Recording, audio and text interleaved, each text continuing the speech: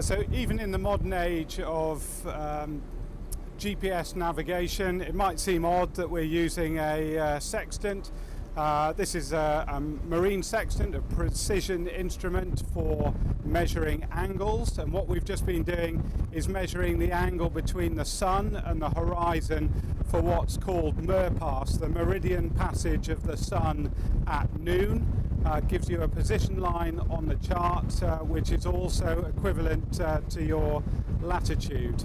And it's an important skill to keep, as our enemies would like to deny us the ability to navigate accurately, and astronavigation is something that nobody has worked out how to intercept or corrupt, whereas GPS can be spoofed or jammed, or even satellites knocked out of the sky.